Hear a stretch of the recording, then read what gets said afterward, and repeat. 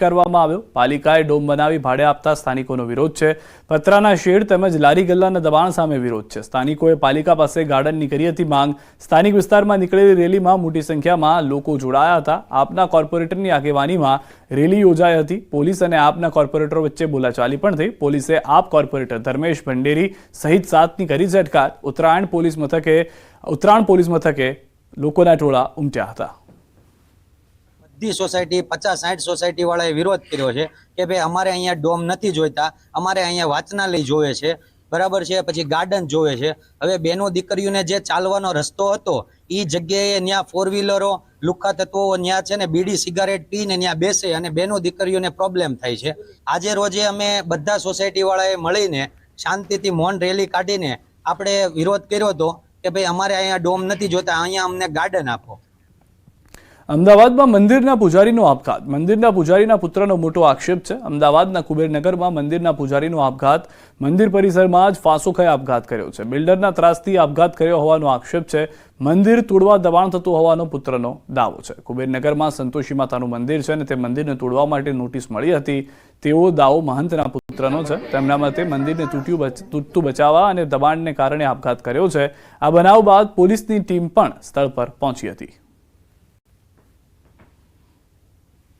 છેલ્લા 4-5 વર્ષથી બિલ્ડરો, કોર્પોરેશનના અધિકારીઓ દાગ ધમકી આપતા હતા કે અમે તમારું મંદિર તોડી પાડશું અને તમારે અહીંયા રહેવું હોય તો તમારે આ મંદિરની જગ્યા તમે અમે ખાલી મંદિર આપી દઈશું અને તમે મંદિરમાં રહો અને તમે મન તરીકે તમારી ફરજ નિભાવો।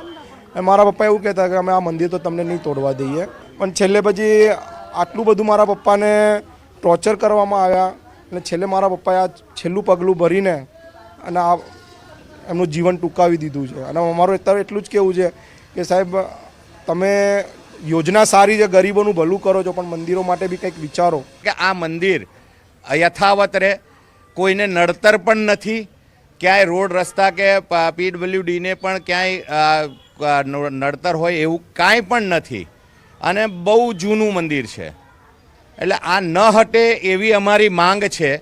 અને આજે મહાનજીએ પોતાના જીવનું બલિદાન આપ્યું છે તો હવે તો અમે મક્કમતા સાથે કહીએ છીએ કે આ મંદિર ન હટે એ વધારે યોગ્ય છે।